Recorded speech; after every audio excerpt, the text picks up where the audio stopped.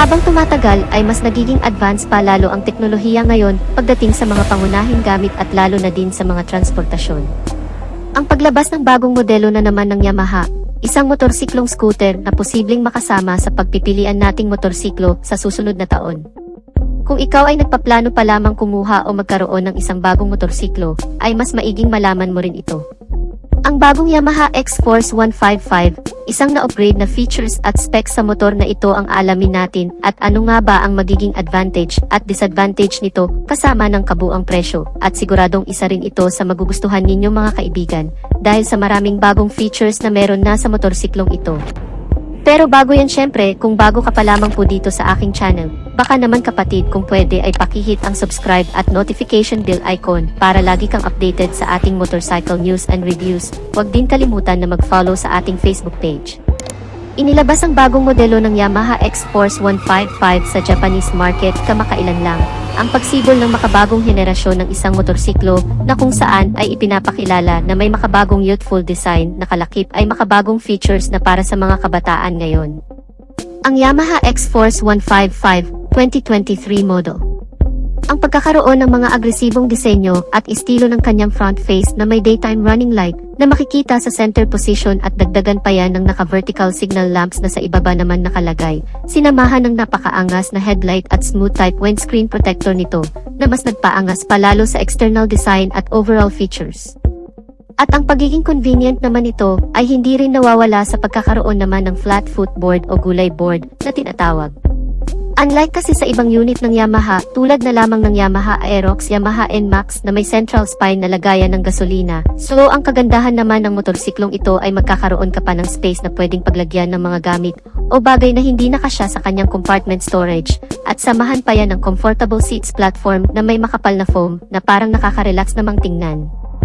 At ang rear portion naman nito makikita ang compact LED na tail light nito na may pagka-modern looks na, at sa pamamagitan nito ay lumalabas ang pagiging premium at pagiging elegante ng motorsiklong ito. Naka-halogen bulb naman ang iba pang mga ilaw nito, kagaya ng sa headlight, daytime running light, position light at turn signal lights. In terms naman sa mga features pa na meron sa motorsiklong ito, ang instrument cluster ng motorsiklong ito ay naka-LCD display.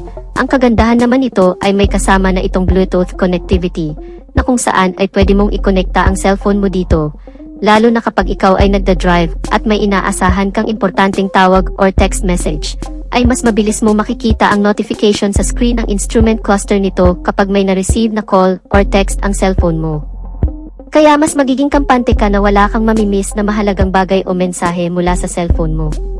Meron rin itong Wayconnect system ng Yamaha, ang sistemang ito na kung saan ay mamonitor mo ang maintenance recommendation mula sa motorsiklong ito at ibang aktibidad maging kanyang last parking location. Bago lang din ito na sistema ng Yamaha na kung saan nagagamit na rin sa ibang modelo nito. At bukod pa dyan ay may kasama na rin itong USB port charging system na po pwede na rin mag-charge ng cellphone habang ikaw ay nagda-drive. Karagdagang convenient din naman dahil kapag alam mong lowbat ka na ay hindi mo na kailangan pang mag-stop over sa mga charging station dahil makakapag-charge ka na rin dito mismo sa motorsiklo. At syempre kung napaka-convenient nito ay hindi naman nawawala ang pagiging safety naman ng motorsiklong ito. Dahil pagdating sa kanyang mga safety features ay siguradong mapabibilib ka rin.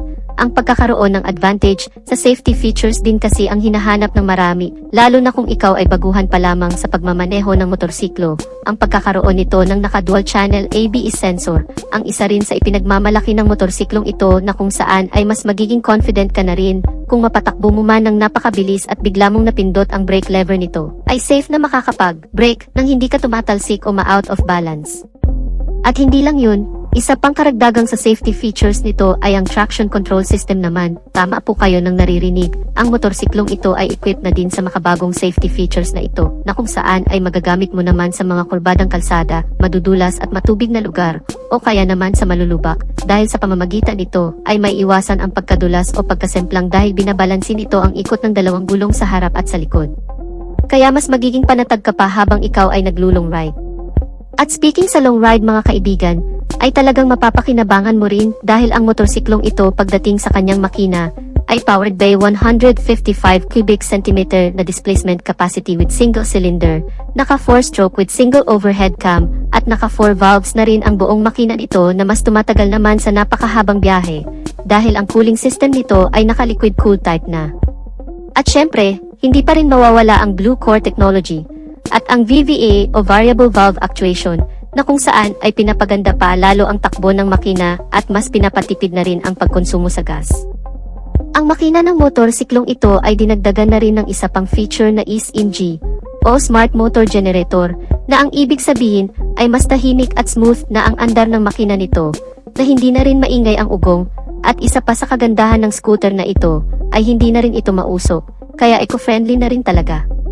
Naka-CVT transmission with variable speed at may full tank capacity na 6.1 liters na hindi ka na rin bibitinin kahit ibiyahe naman ito ng hanggang 6 na oras na walang hintuan dahil naka-full injected type ang fuel system ay may katipiran na rin naman ang fuel consumption. Naitala na umabot sa 40.9 km per liter, mas matipid ito kung tutuusin sa Yamaha NMAX at mas malaki naman ang tangke sa Yamaha Aerox kaya talagang panalo ang motorsiklong ito. Pagdating naman sa engine performance, dito din talaga natin masusukat ang lakas o ang power output level ng motorsiklong ito sa pagkakaroon naman ng maximum power of 15 horsepower sa kada 8,000 revolution per minute. Habang ang maximum torque naman, ito ay 410 Nm sa kada 6,500 RPM, malakas-lakas na rin naman ang ganong klaseng arangkada ng makina, yun nga lang pagdating sa top speed o buong bilis na inilabas na ng motorsiklong ito. Batay na rin sa ilang pagsusuri at test drive na ginawa ng Yamaha, ito ay umaabot sa bilis na 120 km per hour o halos kapantay lang din ng bilis ng Yamaha Aerox. Para naman sa ilang specs na meron pa sa motorsiklong ito, pagdating sa kanyang chassis and suspensions, ang front suspensions nito ay naka-telescopic fork, habang ang rear suspension naman nito ay naka-swing arm with dual shock absorber. Hindi pa man natin nagagamit ang motorsiklong ito, pero sa tingin ko, base na rin sa experience sa paggamit ng ilang motorsiklo ng Yamaha, tulad na lamang ng Aerox at NMAX, ay mukhang maganda na rin naman ang shock response o laro ng suspensions nito. Kung madadaan mo man sa malulubak mahahumps, sa tingin ko ay hindi na rin naman ganun katagtag at syempre dahil nga sa Yamaha brand ito, ay makasisiguro ka na rin naman sa pagiging matatag, dekalidad, maaasahan ang suspensions ng motorsiklong ito. Ang mga gulong nito ay may sukat sa front na 120/70R13, habang ang rear tire size naman nito ay 130/70R13. Naka-alloy wheel at naka-tubeless na ang mga gulong. Pagdating naman sa braking system nito, ang front brake nito ay naka-hydraulic single disc brake with piston caliper brake na may ABS sensor at ang rear brake naman nito ay naka-hydraulic single disc brake na rin with piston caliper brake na may kasama na ring anti-lock braking system. Ang ilan pa sa mga features na meron sa motorsiklong ito tulad na lamang ng idling stop system, passing light switch, side stand engine cut-off switch at engine check warning. Malawak na rin ang underseat compartment storage na may capacity naman na 23.4 liters na kasyang-kasya naman dito ang full face helmet at meron na rin itong retractable hook na kasama na po pwede mong pagsabitan ng ilang bagay.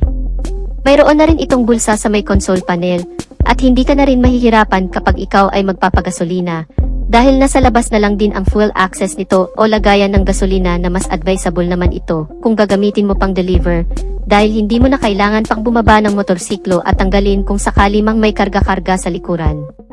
Dahil nasa harapan na mismo ang lagayan ng gasolina nito. Para naman sa dimensions and capacity. Ang buong haba ng motorsiklong ito ay nasa 1,895 mm, may kabuang lapad ito na 760 mm, at may kabuang taas naman na 1,120 mm. Ang ground clearance nito ay 125 mm na may wheelbase size na 1,340 mm, may kabuang taas naman ang upuan nito na umaabot sa 815 mm.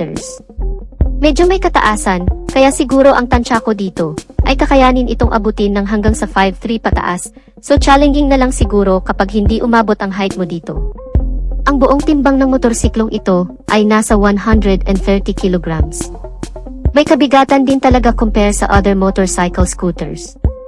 At kung ang presyo naman ang pagbabasehan ay mukhang alam ko na ang magiging reaksyon dito ng karamihan dahil ang kabuang presyo nito sa ibang bansa ay nasa $2,930 na kung i-convert naman natin sa Philippine peso, ito ay aabot ng hanggang sa 164,000 pesos. Yan ay estimated pa lamang at hindi pa yan ang totoong basihan. Available naman ito sa 4 na color variation. Ito ang Cold in White, Night Titanium Black, Sandstorm Green, at Meteorite Gray. Sa totoo lang mga kamoto, ito ay inilabas pa lamang talaga sa bansang India, bansang Taiwan, at sa bansang Japan, at sana ay dadalhin na rin sa ibang bansa pa sa Asia.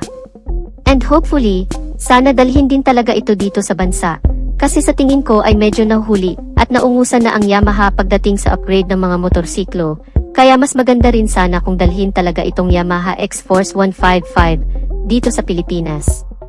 So wala pang malinaw na detalye o anumang details na nagmula sa Yamaha kung talagang dadalhin ito dito sa bansang Pilipinas. So dito na natin tatapusin ang video natin mga ka-Wizard Moto.